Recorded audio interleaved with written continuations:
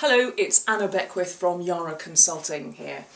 What I wanted to do today is introduce you to, or if you've come across this before, provide a bit of a refresher for Daniel Ofman's core qualities theory. Now, if you've been on training courses before, you will know that trainers love these grids and matrices, but there's actually a really good reason for it. As you can imagine, with theories such as this one, there's an awful lot of academic research that goes into it, looking into best practice and theory and so forth. These matrices enable us to distill it down to, well, to cut to the chase basically, to distill it down to something that we can actually work with on a day-to-day basis.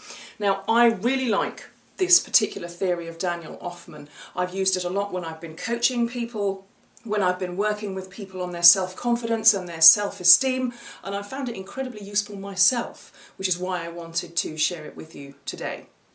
So, let's take a look at it.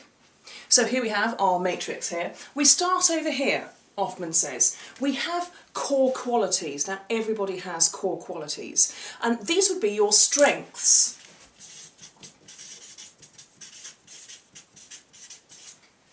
So think about, what is it that you're good at? What is it that people respect and admire you for? What is it that people ask for your help on? Let's take as our example somebody who's very, very organised. Always in demand. I hardly need say this is a critical skill.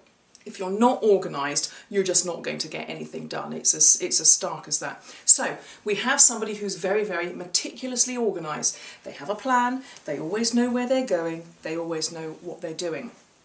Now, says Ofman, that's great. It's a core quality. However, what happens when we have too much of a good thing? It actually becomes a pitfall.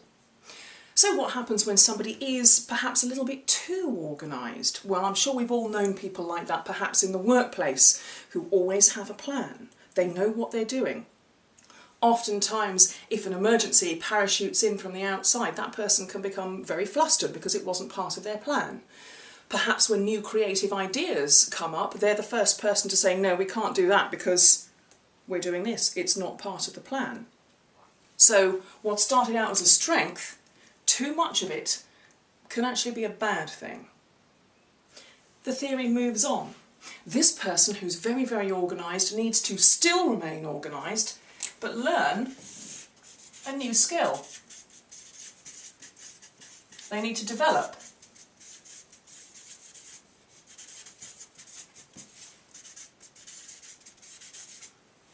And their development area in this particular case is to just learn to let go a little bit. To not be so rigid and inflexible, which is the negative side of that organisation. Maybe to be a little bit more relaxed. If something happens outside the plan, that's okay. We still need the plan, but we don't need to follow it quite so rigidly. And that person needs to work on this, needs to accept that there are alternatives to the plan. However, we move on, because actually if we're too spontaneous and too go with the flow, that also has a downside. So too much spontaneity actually strays into this area. Now what happens if you're too spontaneous, too creative, too disorganised? Well, you're not going to get things done. It is going to appear chaotic. You might be grabbing every new idea and actually not moving forward at all because you have no plan. You're just all over the place. Fun it might be, but it's not actually getting anything done. So there's a downside to this if there's too much of it as well. The interesting point, and this for me is where the rubber hits the road, is that this allergy is going to be what the person with that core quality fears. So the question is, what are you afraid of?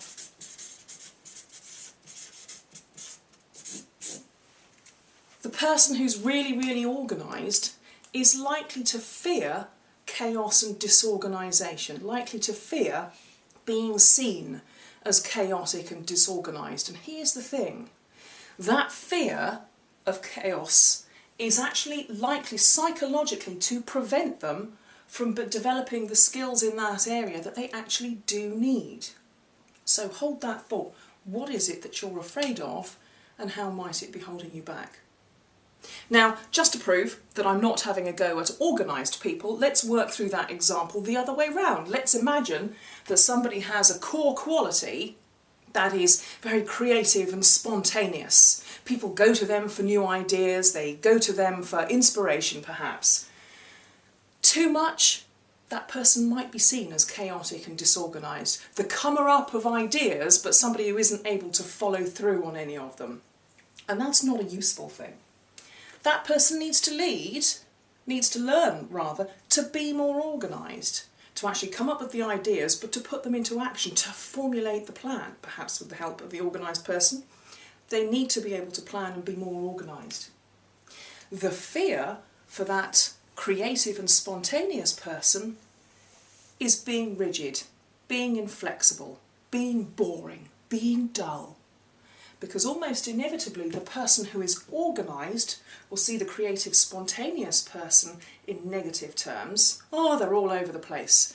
The creative, spontaneous person will see the organised person as dull and boring. And actually the point is, both of them are strengths. Both of them, if there's too much, there are pitfalls. Both of them need to learn new skills. Both of them need to really consider, what is it that I'm afraid of that might be holding me back from learning those new skills? Now, as I was preparing this and talking it through with my husband, he actually said to me, so somebody like you who likes to communicate, their pitfall might be that they talk too much. So with that in mind, I'll leave it there.